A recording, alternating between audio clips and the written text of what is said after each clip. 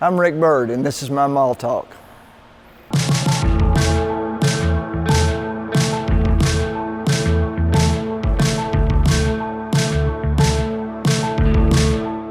I grew up in Knoxville, Tennessee.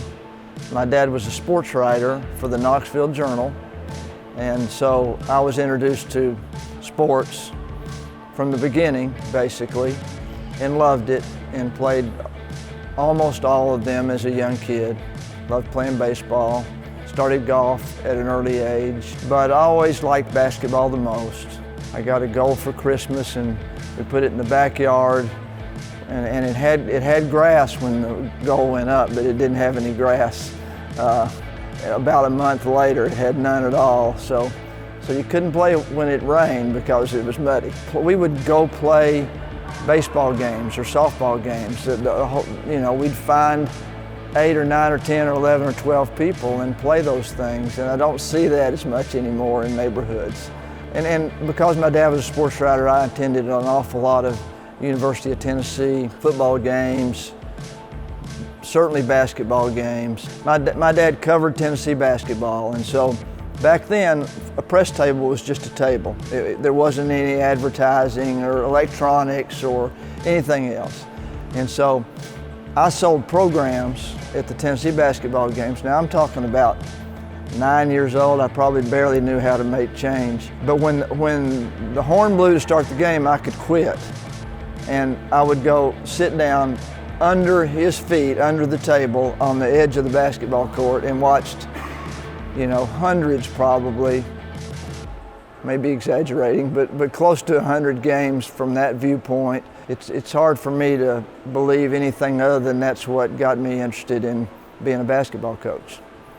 One of the things I did as a kid also was I started playing realistic baseball games. Like, there's a card for Mickey Mantle and Willie Mays and everybody on the Yankees or everybody on every team, and it's a dice game, and it was very realistic, and I loved it. I played it sort of nonstop, like probably kids play video games today. There were none. But there was not a good one for golf, and so I set out. Now I'm working. Now I'm an assistant basketball coach at Tennessee Tech in the early 80s. But I worked on and invented a realistic dice golf game. Tried to figure out how to do it. Wrote a letter to a game company called Avalon Hill.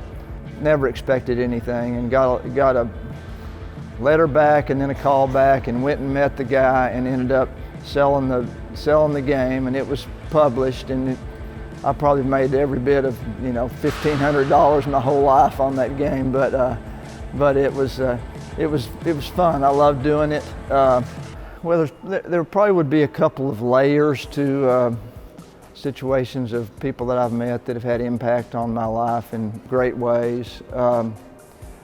When I first came to Belmont, I was playing in a golf tournament, and I ran into Vince Gill, who at that time no one knew who he was, basically. He didn't have any hit singles.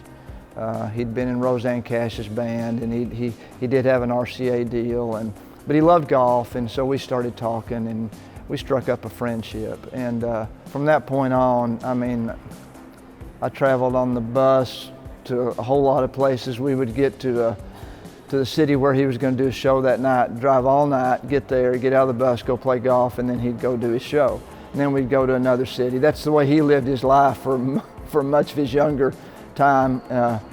But through him, I've met a lot of interesting people, famous people at times. I did play golf in 1995 with former President H.W. Bush and future President George W. Bush. So that was a moment that I've got pictures of and won't forget. That's too much like bragging. I don't know if I can do that. I think there's plenty of memorable moments when you coach a long time and you're lucky to win some big games. We were an NAI small college basketball program for a decade, and then Dr. Trout, our president at the time, decided that we should go Division I, and we did. And you struggle then. it's tough, and you're not going to win a lot of games. And so we went through a 5 or 6 year period where we got better as we went along, but nothing to brag about. We weren't in a conference. We didn't have a Division I facility to recruit to or to play in.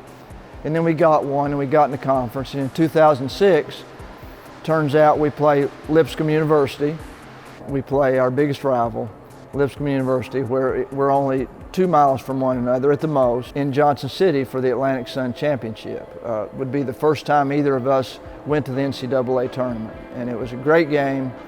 It went into overtime, and we were able to come out on top. And so that moment of knowing you're going to the NCAA tournament after a lot of years of struggle, and knowing that some people never make it. A lot of people, a lot of players, a lot of coaches never even get there.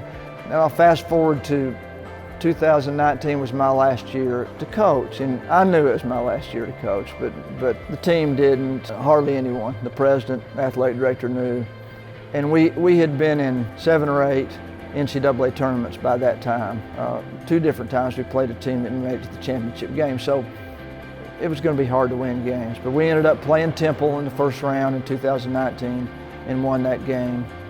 And it was just, it was a culmination of a career in a lot of ways for me.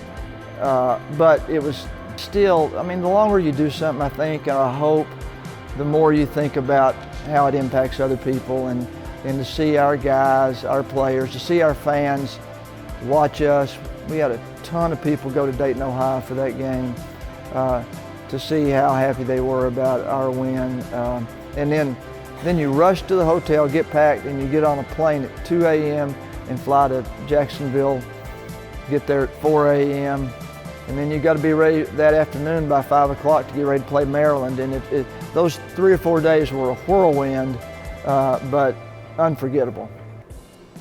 You know, I'm not much of telling other people how to do things, and I've not done any videos, I've not written any books, I've been asked to do those kinds of things, and I just kind of, I don't know, I just kind of feel like that's me acting like I'm an expert, and I don't think I am.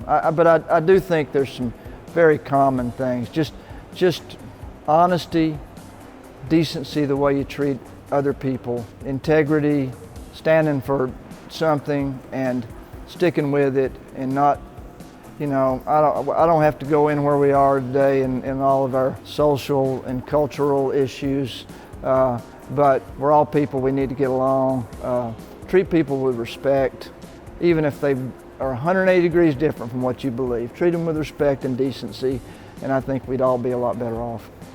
Favorite store in the mall? Had good experiences in a lot of places here. I would say I do most of my business at Dillard's. I get almost all my clothes from Dillard's, right down the hall. There's so many good ones. Cheryl could name a whole bunch.